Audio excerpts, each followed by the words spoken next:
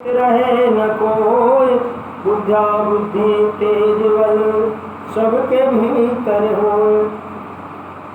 आपकी भक्ति प्रेम से मन होवे भरपूर, राग द्वेष से चित्त मेरा कोसों होवे दूर। मिले भरोसा आपका हमें सदा मनीष, आशा तेरे नाम की बनी रहे जगदीश।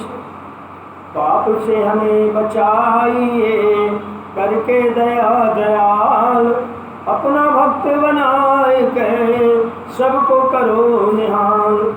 मन में दया उदारता चित्त में प्रेम अपार, हृदय में धीरज धीरता दो मेरे करतार।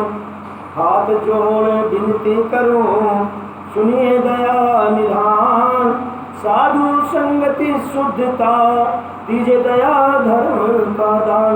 बोले वृंदावन बिहारी लाल की जय, भक्तवत्सल भगवान की जय। कथितो वंश विस्तारो भवता सोम सूर्यो, राज्ञा भववश्यानां चरितं परमाद्भुतं। वासुदेवं कथं कृष्णा पुरुषास्त्रमातहि, भक्तारं प्रक्षकं श्रोतस्तत्पादं सलिलं यथा। बोलिए वृंदावन बिहारी लाल की जय। तो प्रिय भक्तजन श्रोतागण, परम पावन करुणा वर्णालय अहित की कृपा करने वाले आनंद कंद ब्रज चंद्र वृंदावन बिहारी गोवर्धनधारी श्री कृष्ण चंद्र के परम लीलामय चरित्रों में प्रवेश करेंगे। हम कल श्रीमद्भागवत के पूर्वार्ध को जो भगवान ने के सूर्य वंश और चंद्रवंश का विस्तृत वर्णन सुखदेव जी के द्वारा किया गया। सुखदेव जी कहते हैं कि हे राजन, मैंने भगवान श्री राम और उनके वंशजों तक आपको सूर्य वंश का वर्णन सुनाया, अब चंद्रवंश का भी मैं वर्णन सुनाता। चंद्रवंश में भगवान की नाभि कमल से ब्रह्मा जी पैदा हुए। भगवान से दोनों ही वंश पैदा हुए, सूर्यवंश और चंद्रवंश। ब्रह्मा से ऋषि तो कश्यप ऋषि, कश्यप से आदित्य, सूर्य से सूर्यवंश चला, मनु से चलते रहे तो सूर्यवंश। और भगवान ब्रह्मा जी से पैदा हुए अत्रि मुनि, जो नव ऋषि थे। अत्रि मुनि के पुत्र हुए चंद्रमा के वंश को नाम से चंद्रवंश था। तो इनके चंद्रमा के सबसे पहले बेटा थे बुध से पुरुरवा से अप्सरा से जो उन्होंने विवाह किया था उर्वशी से, तो उनके 6 बेटा हुए। और इन्हीं से चलकर आगे इन्हीं के वंश में महाराज नहुस हुए। नहु से याति, संयाति, अयाति, व्याति, कृति आदि 6 पुत्र हुए। फिर इन्हीं के वंश में जो है पुरु और यदु हुए। पुरु से पुरुवंश और यदु से यदुवंश, लेकिन दोनों थे चंद्रवंश। तो इस तरह से इन्हीं वंश में रंकीदेव हुए। इन्हीं वंश में यदु से अजमेर, देवगीर, सूरसेन आदि राजा हुए। और सूरसेन के पुत्र थे वसुदेव, इन्हें अनकदुंदुभी कहा जाता था। अनकदुंदुभी मतलब जब वसुदेव पैदा हुए थे तो देवताओं ने दुंदुभियाँ बजाई थी। भगवान के जिनके घर में आएंगे उनका क्या स्वागत किया जाए। तो जब वो उनका जन्म हुआ था वसुदेव का, तो देवताओं ने भी आकाश में दुंदुभियाँ बजने लगी थी, नगाड़े।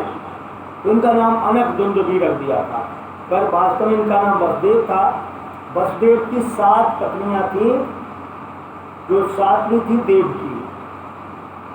इन्हीं से जो सप्तम गर्भ से भगवान बलराम और अष्टम गर्भ से भगवान कृष्ण के जन्म हुआ। इस प्रकार से ये चंद्रवंश रहा। भगवान कृष्ण का संक्षिप्त में वर्णन किया, तो वर्णन जैसे किया तो भगवान को तो कहने लगे हो गई कथा। परीक्षित महाराज एकदम चौंक गए कि प्रभु हो गई कथा। अरे आपने इतने विस्तार से सूर्यवंश सुनाया, राजाओं की बात, चंद्रवंश सुनाया, सुन लिया चलो, लेकिन जब मेरे आनंद कंद कृष्णचंद्र की, मेरे जीवन दाता की कथा आई, आपने तो थोड़े में चटमट कर दिया। बस ये इनके पुत्र, इनके पुत्र, उनसे पुत्र, बस हो गया था। इनके इतने बच्चे हुए, उनके इतने रानियों, ऐसे तो नहीं चलेगा महाराज। मुझे भगवान कृष्ण के चरित्र को मैं विस्तार से सुनना चाहता हूँ। भगवान ने कहा कि हे राजन, ठीक है, बहुत सारी आपकी जिज्ञासाएं हैं, तो बताइए क्या करना। मैं तो कृष्ण कथा के प्रेमी हैं आप, उसमें क्यों इस कथा में ललायत हैं? कृष्ण कथा इतनी क्यों प्यारी है?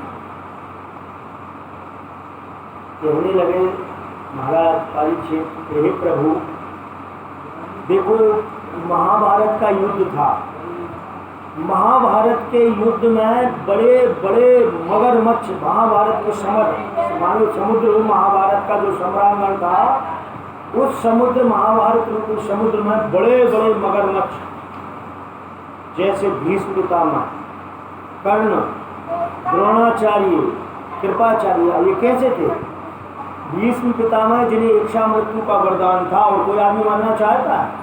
कोई नहीं मरना, तो उसको कोई जीत सकता है? द्रोणाचार्य जिनके हाथ में शस्त्र रहेगा तो पृथ्वी पर कोई देव दानव कोई भी ऐसा नहीं है जो उन्हें पराजित कर दे, यदि उनके हाथ में बाण धनुष्मान है, शस्त्र है। अब भाई कोई हथियार फेंक देगा क्या? तो कैसे जीत सकते? जिस सेना में कृपाचार्य जैसे अमर व्यक्ति, अश्वत्थामा जैसे अमर व्यक्ति, कर्ण जैसे संग्राम विजयी वीर थे, उस समर सागर से मेरे पितामहों को जो अपनी कृपा की नौका में बिठाल करके सुरक्षित लेके आ गए थे, 5 में से एक को खरोंच भी नहीं आने दी थी। ऐसे महान भयानक वीरों के सामने भाई जो जिसको अपनी इच्छा से मरेगा तो उसके तो लड़ना ही बेकार है, कैसे जीत सकते? जिसको कोई जीत नहीं सकता उससे लड़ना बेकार है।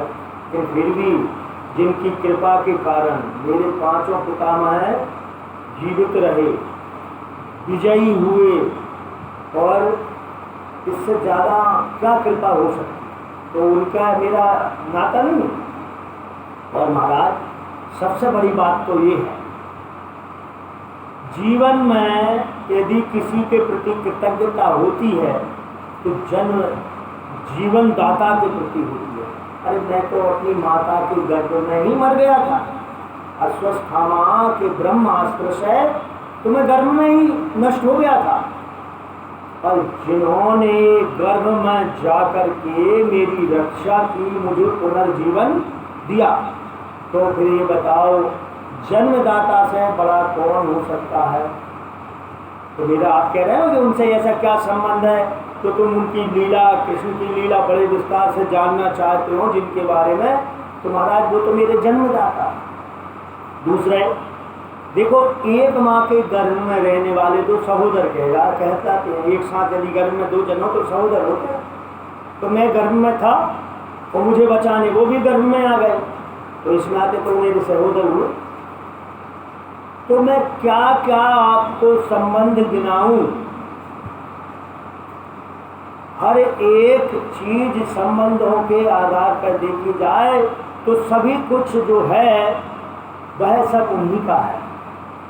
इसलिए मैं अपने ऐसे परमाराध्य भगवान श्री कृष्ण के चरित्रों को विस्तार से सुनना चाहता हूँ। सुखदेव जी बोले ठीक है राजन, अब लेकिन कितने दिन हो गए हैं, तुमने इतने दिन से एक आसन पर बैठे हम कथा सुना जा रहे हैं, चलो हम तो पकड़ बाबा है, हमें समाधि ध्यान का आदत में होगी, लेकिन तुम तो राजा हो और राजा को तो भैया सुख सुविधा की आदत होती है। सुबह सुबह बाल भोग चाहिए, फिर बार बार जल, हर तरह तरह की व्यवस्थाएं, भोजन, सुख सुविधाएं चाहिए।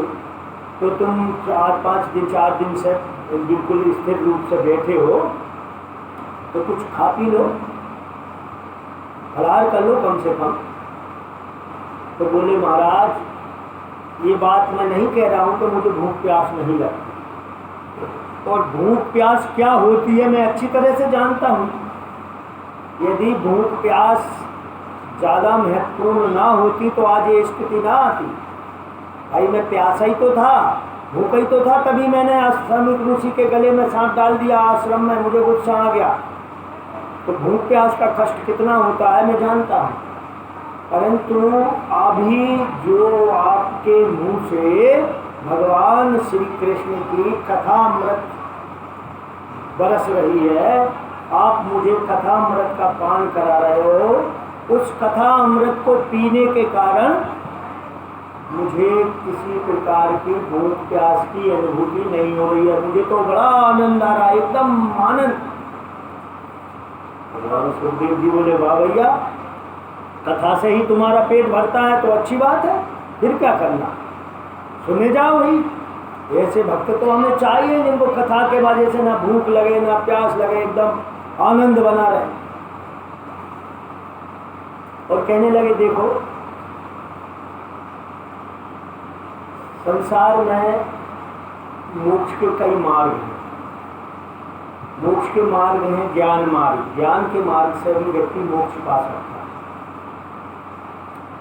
तपस्या के माध्यम से भी व्यक्ति मोक्ष पा सकता है, और भक्ति के मार्ग से भी मोक्ष पा सकता है। 3 रास्ते, जैसे हवाई जहाज से जाना है,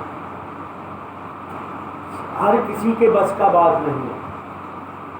रोड से पगडंडियों से जाना है, आराम से जल्दी पहुंच जाओगे, पर पगडंडियाँ तो आड़ी टेढ़ी होती हैं, ऊपर नीचे होती है, फिसल गए तो सीधे गड्ढे में जाओगे। तो इससे अच्छा जब सरकार ने रोड बना दिया है, राष्ट्रीय राजमार्ग गाड़ियाँ, तो उससे चलो, देर लगेगी तो भक्ति रूपी जो मार्ग है वो राजमार्ग। और इस संसार में जो संसार का भवरोग हर व्यक्ति को व्याप्त हो गया है, हर आदमी क्या है, रोग से रोगी है, भव रोग से। तो जब व्यक्ति रोग से रोगी हो जाता है तो दवाई से उसका औषधि लेना होता है, उपचार होता है। तो इस संसार के भवरोग के उपचार के 3 तरह की दवाई की प्रणाली है। 3 तरह का इलाज होता है। एक तो होता है एलोपैथी। एलोपैथी मतलब अंग्रेजी दवाई। अंग्रेजी दवाई से इलाज तो होता है, लेकिन डर रहता है साइड इफेक्ट होने का, क्योंकि अंग्रेजी दवाई एक रोग को मिटाएगी, हो सकता है उससे दूसरा रोग पैदा होगा, कोई साइड इफेक्ट हो जाए, गोली रिजेक्शन कर जाए, उसकी संभावना रहती है अंग्रेजी दवाई। दूसरी होती है आयुर्वेदिक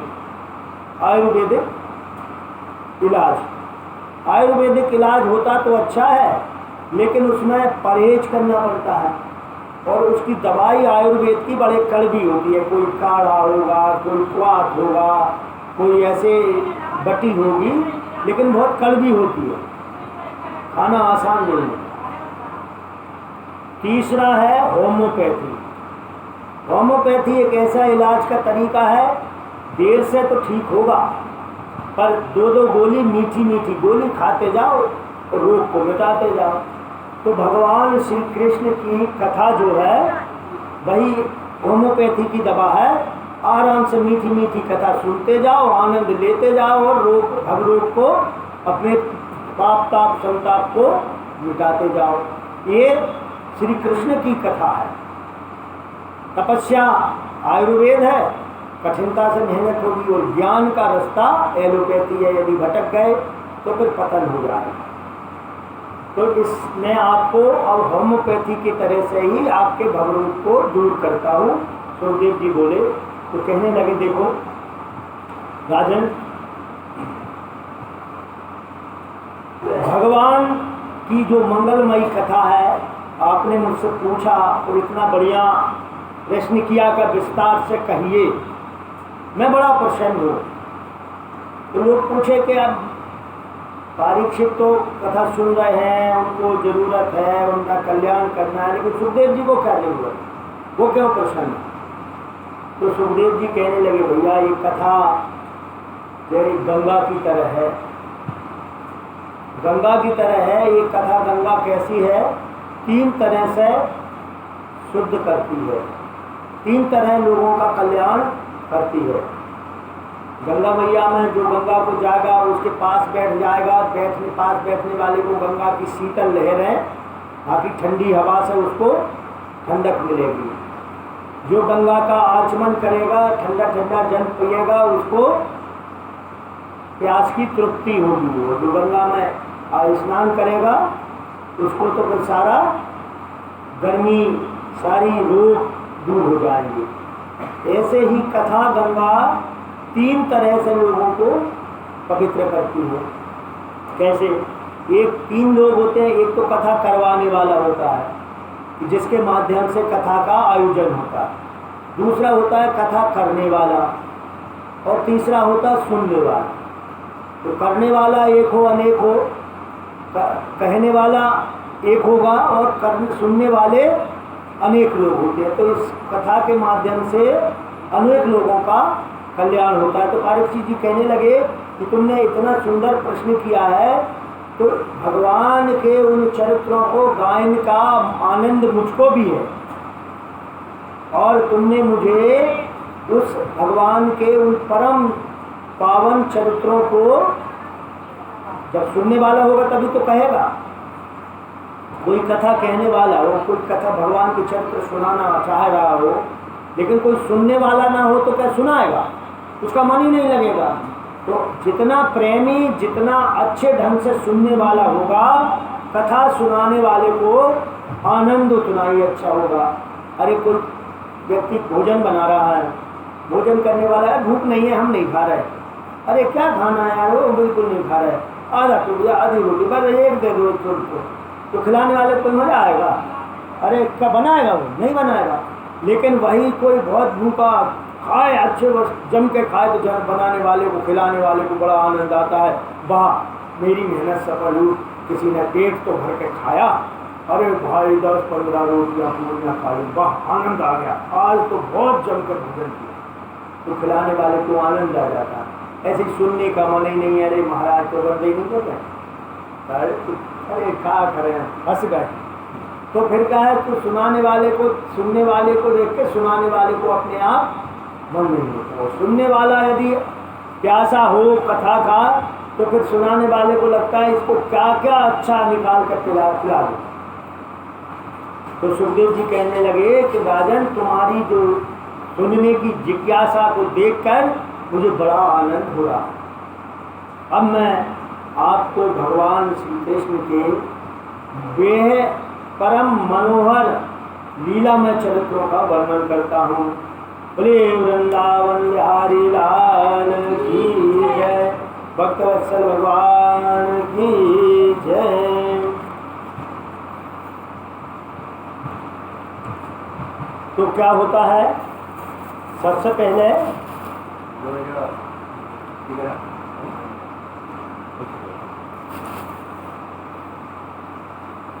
भगवान आनंद कंद वृंदावन बिहारी लाल, जैसे हमने बताया था कि मंडली वाले आते हैं, तो मंडली पहले अपने बाकी पार्टी के लोगों को भेज देती है।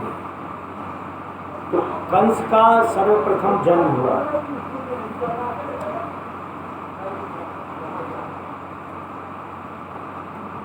कंस महाराज उग्रसेन का पुत्र था। एक बार कंस की माता ऋतुमती ऋतु स्नान मासिक धर्म की निवृत्ति के पश्चात अपना ऋतु स्नान किया और वन में घूमने चली गई। हम लोग सामान्य भाषा में कहते हैं ना, छाए पड़ जाना था, छाए पड़ जाती है ना उस समय। स्त्रियाँ जब ऋतु स्नान करती हैं तो उस समय ऋतु स्नान के समय किसी दुष्ट का मुंह देखने से संतान जो बाद में होने वाली होगी वो दुष्ट प्रवृत्ति की होगी। सत प्रवृत्ति के व्यक्ति के मिलने से, अच्छा काम करने से, अच्छे भाव में रहने से अच्छी प्रवृत्ति की होगी। तो पवन रेखा उसका नाम था, पत्नी का। एक बार बगीचे में घूम रही तो कालनेमी नामक राक्षस ने उसको देख लिया। कालनेमी राक्षस ने उग्रसेन का रूप लगाकर उसका संभोग किया और उसके कारण उसको जब पता चला तो श्राप देने लगी। तो बोला ये इतना प्रतापी पुत्र होगा कि तुम्हें संसार में विख्यात कर देगा। तो माताओं का कभी कभी मन ऐसा होता है मेरा बेटा बहुत हो तो थोड़ा अधर्म भी हो पचा जाता। जब कंस पैदा हुआ तो ज्योतिषियों ने उसकी कुंडली देखी तो उग्रसेन महाराज से बोला, और ये कथा भागवत में तो नहीं लेकिन क्षेपों में आती है कि इसको बहा दो, इसको त्याग दो, नहीं तो ये तुम्हारे वंश का नाश कर देगा। तो किसी किसी ग्रंथ में आता है कि भगवान उग्रसेन महाराज ने उसको त्याग दिया, पर यमुना में बहाया। पर जैसे उसको बहाया उसी समय सूरसेन महाराज देव क्योंकि वसुदेव के पिताजी सूर्य अर्घ्य संध्या कर रहे थे, उन्होंने उस बालक को देखा तो बन गया। सूरसेन के घर में पला पोसा और जब उसको नारद जी के माध्यम से पता हुआ कि मैं उग्रसेन का पुत्र हूँ, मुझे त्याग दिया था, तो अपने पिता से वो द्वेष करने लगा। हिमालय पर गया, भगवान शिव की आराधना की, तपस्या करके अपने आप को शक्तिशाली बनाया। बहुत शक्तिशाली वरदान के माध्यम से हुआ और फिर उसने दादा जरासंध को मल्ल विद्या में पराजित करके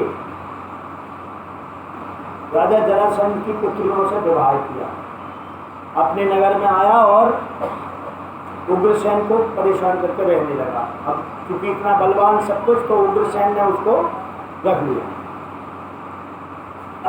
एक दिन की बात है, उग्रसेन के भाई देवक की 6 पुत्रियां वसुदेव को ब्याही थी। जब 7वीं पुत्री विवाह के योग हुई देवकी, तो कंस से अपनी बहन देवकी से बड़ा प्रेम करता और कंस की बड़ी दोस्ती थी किससे? वसुदेव से। क्योंकि जब बचपन में महाराज सूरसेन ले आए थे तो सूरसेन जो वसुदेव और कंस एक साथ रहते थे, जब उनके घर में ले आए थे तो दोनों में मित्रता हो गई, भाई जैसे। तो जब फिर से उग्रसेन के घर गया तो मित्रता उसकी चलती रही। 7 चचेरी बहनें वसुदेव के साथ ब्याही, प्रसन्न रहा, लेकिन सबसे छोटी बहन देवकी से बड़ा प्रेम करता था। जब विवाह की हुई तो उसने कहा नहीं, इसका भी विवाह हम अपने मित्र वसुदेव से ही करेंगे। तो उसने देवकी का विवाह वसुदेव के साथ निश्चित कर दिया। बड़ा प्रसन्न था। उस समय देवकी के विवाह का कर्ता धर्ता खुद कंस था। अब क्या होता है, कंस अत्याचारी था तो अत्याचारी व्यक्ति ढोंग ज्यादा करता है। कैसे ढोंग करता है? जैसे राजनेता नहीं करते ढोंग। जनता का दिल जीतना हो, जब अत्याचार करता है राजा, नेता भ्रष्टाचारी हो जाता है तो जनता उसके खिलाफ होती है कि नहीं होती? अरे बड़ा बेकार है, उसको नहीं। तो देखा कि जनता में मेरा बुरा प्रभाव जा रहा है, जो जनता मेरा पक्ष में नहीं है, तो कैसे किया जाए जनता के पक्ष में? तो थोड़ा नाटक नोटंकी करना पड़ेगी। तो बहन की शादी में बड़ा कंस काम में जुटा, पूरा तैयारी सब काम अपने हाथ में लेकर तो लोग सोचने लगे यार देखो कंस महाराज ऊपर से ही लगते हैं कठोर, बड़े दयालु हैं, देखो कितने बढ़िया, सगी बहन नहीं है तभी तो चचेरी बहन है, फिर भी कितना उत्साह से सब काम कर रहे हैं। और जब विदाई होने लगी तो रोने लगा कंस, तो और लोग में प्रभाव पड़ा, अरे वाह महाराज तो देखो हम सोचते हैं कि कठोर हैं, ये तो कितने दयालु हैं, बहन के विदा में को सहन नहीं कर पा रहे हैं, रो रहे हैं। बस में देखा यार बड़ा फर्क पड़ रहा है लोगों में, तो अच्छा प्रभाव जा रहा है, थोड़ा और नाटक किया जाए। तो सारथी को हटा करके विदा के समय बोला मेरी बहन को अब मैं ही रथ चलाऊंगा, कोई सारथी की जरूरत नहीं है, मैं छोड़ के आऊंगा अपने मित्र के। तो खुद रथ हाँकने लगा सारथी की जगह बैठकर, सेवक बन गया। अब तो जनता वाह वाह करने लगी, वाह महाराज का कितना दहेज दिया, हाथी घोड़े तमाम दास दासियां, दिल खोलकर जनता वाहपाई करने लगी, अरे महाराज कंस जैसा तो कोई नहीं होगा, कितने दयालु, कितने उदार, कितने खुले दिल, जो आया उसको दान दिया बहन की खुशी में, बहन की शादी की खुशी में, लो भाई मेरी बहन का उत्सव है, बहन का।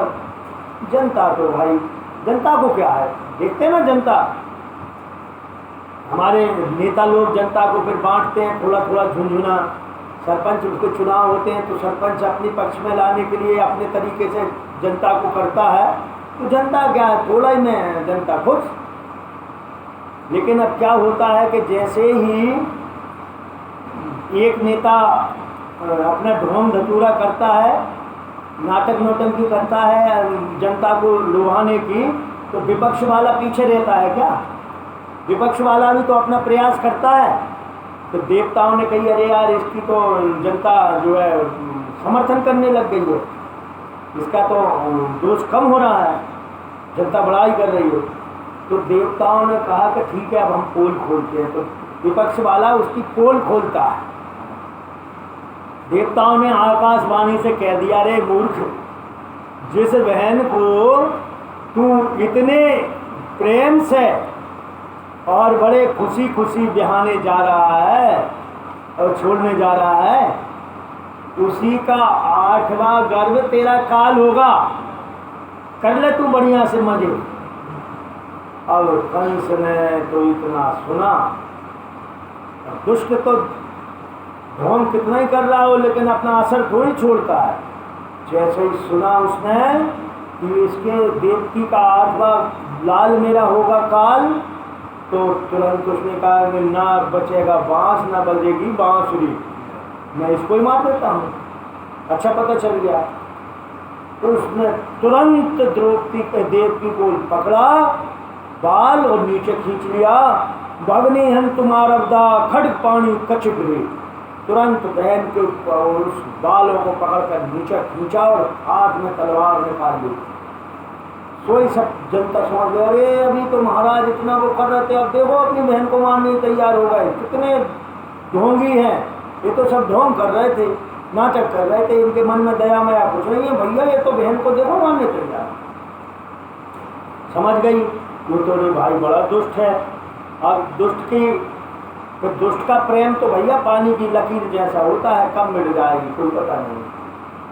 कहते हैं ना दुष्ट के प्रेम को क्या कुत्ते की प्रेम जैसा माना गया है। कुत्ते से प्रेम कर लो या दुष्ट से प्रेम करो एक जैसा है, क्योंकि काटे चाटे स्वान के दो ही भाग विपरीत, दूर भले की दोस्ती बैर भला न प्रीत, काटे चाटे स्वान के दो ही भाग विपरीत। कुत्ते से प्रेम करोगे वो चाट लेगा, उससे बुराई करोगे वो काट लेगा। चाटना भी बुरा है और काटना भी बुरा है, तो इसलिए भैया दूर ही रहना ठीक है दुष्ट से। दुष्ट के पास जाओगे तो वो दुष्टता बना लेगा, तुम्हें दुष्ट जैसा स्वभाव कर देगा। दूर रहोगे तो दुश्मनी हो जाएगी, तो दुष्ट तुम्हारे साथ दुष्टता का व्यवहार करेगा। तो भैया दूर से ही नमस्कार, बढ़िया है, ना प्रेम ना द्रोह। तो सब जनता समझ गई। अब वसुदेव जी ने देखो समझा, देखा कि अरे यार तो बड़ा कर रहा है, तो अब उन्होंने कहा भाई समझाने में ही समझदारी है, इसको वीर है, जैसे युद्ध करने लगे, लड़ने लगेंगे तो जीता तो जा नहीं सकता है। तो ऐसे समय में क्या है, धैर्य और समझदारी से ही काम लेना चाहिए। ये समझदारों का कर्तव्य है।